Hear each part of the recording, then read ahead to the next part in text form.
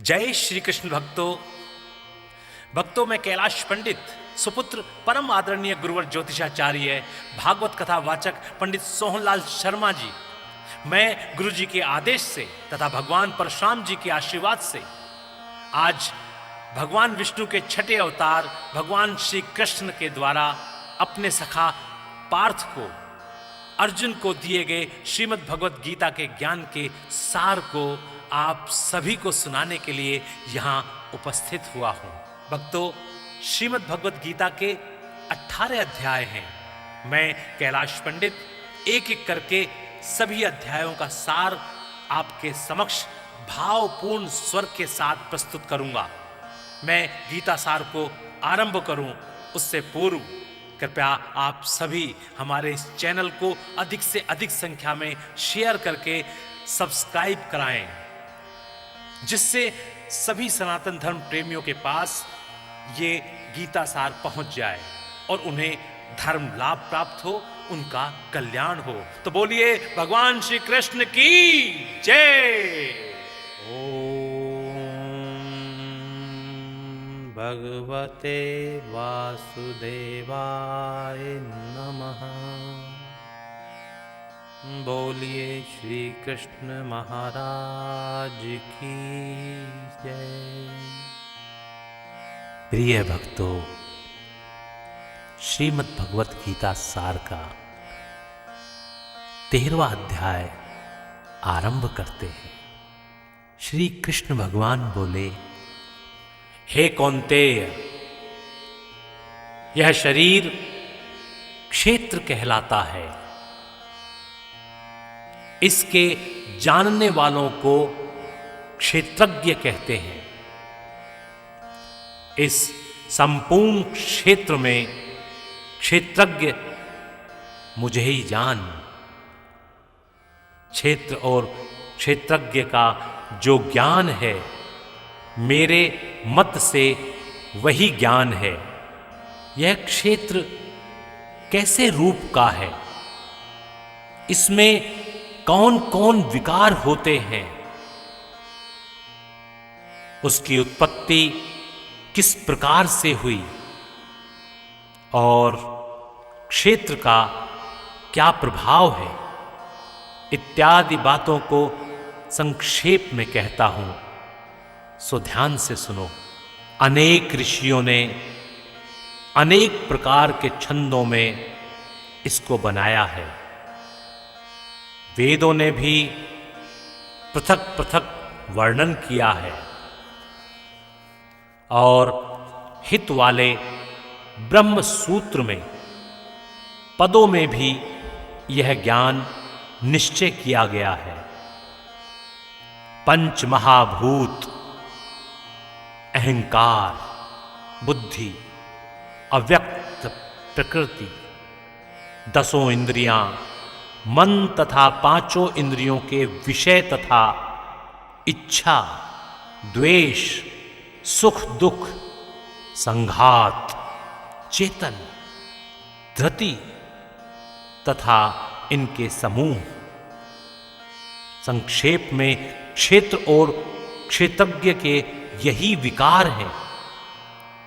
मान और पाखंड से रहित अहिंसा, सहनशीलता, सरलता, गुरु की सेवा, पवित्रता, अपने मन का संयम, इंद्रियों के विषय में विरक्त, अहंकार रहित और जन्म, मृत्यु, बुढ़ापा, रोग इत्यादि दोषों को देखना, पुत्र, स्त्री, गृह इत्यादि में आसक्ति न करना और इनमें अपने को सुखी दुखी न मानकर और इष्ट अनिष्ट की प्राप्ति में हर्ष विषाद रहित रहना, अनन्य भाव से मेरी भक्ति करना, एकांत में रहना, जन समूह में रहने से विराग, सदा स्मरण रहना कि मैं परम परमात्मा का ही अंश हूं। ज्ञान प्राप्ति के उद्देश्य से मोक्ष को सबसे श्रेष्ठ मानना, इसे ही ज्ञान कहते हैं। इससे जो भिन्न है वह अज्ञान है। अब ज्ञेय का स्वरूप वर्णन आदि सहित बड़ों से बड़ा अकथनीय होने से सत ही कहा जाता है और न असत ही कहा जाता है। सब ओर इसके हाथ और चरण हैं, सब ओर नेत्र, सिर और मुख है, सब ओर कान है, वही जगत में सबको घेरे हुए स्थित है। वह सब इंद्रियों के गुणों का प्रकाश है, पर उनके कोई इंद्री नहीं है जिसको किसी से आसक्ति नहीं है। पर जो सबका आधार है, जो स्वयं निर्गुण होने पर भी गुणों का भोगता है, जो सब भूतों के बाहर भीतर है, जो भी चर और अचर है, जो अत्यंत सूक्ष्म होने के कारण जाना जाता है, जो दूर भी है और निकट भी है, जिसके विभाग नहीं होते पर जो भिन्न भिन्न भागों में विभक्त रहता है, समान रहता है, समस्त भूतों का पालन, नाश और उत्पन्न करने वाला वही ज्ञेय है। वह अंधकार से परे ज्योतिष्मान पदार्थों को ज्योति देता है। वही ज्ञान जानने योग्य पदार्थ, ज्ञान के द्वारा जानने योग्य सबके हृदय में निवास करता है। इसी प्रकार क्षेत्र, ज्ञान और ज्ञेय, इसको संक्षेप में कहा है। इसे जानकर मेरा भक्त मेरे पद के योग्य होता है। प्रकृति और पुरुष दोनों ही अनादि हैं। विकारों और गुणों की उत्पत्ति प्रकृति से ही हुई है। कार्य और कारण को प्रकृति उत्पन्न करती है। पुरुष तो सुख और दुख का भोगता है, प्रकृति में पुरुष रहता है, प्रकृति के गुणों का उपभोग करता है। तदनुसार उत्तम तथा अधम योनि में जन्म लेता है। इस देह में उसे उपदृष्टा, अनुमंता, भर्ता, भोक्ता, महेश्वर, परमात्मा और परम पुरुष कहते हैं।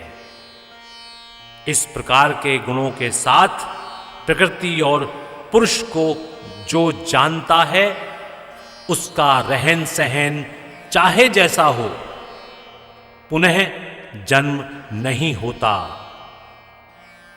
कोई ध्यान से, कोई सांख्य योग से और कोई कर्म योग के द्वारा अपने को आत्मा में देखता है, परंतु कोई तो इस प्रकार से न जानते हुए भी दूसरों से सुनकर ध्यान करते हैं और श्रद्धा से सुनकर वे भी मृत्यु के पार चले जाते हैं।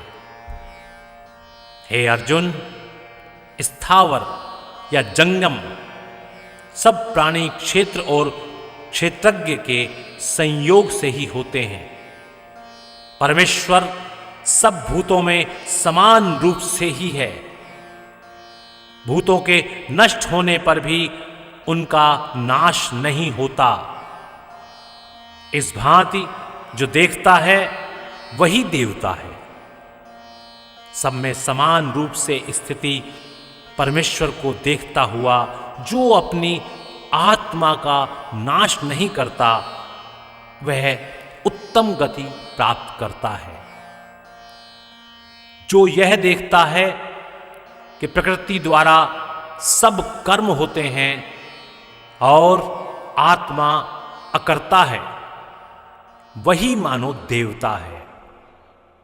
जब वह भिन्न भिन्न भूतों को परमेश्वर के बीच एक रूप देखता है और उसी से उनका विस्तार देखता है, तब वह ब्रह्म को प्राप्त होता है।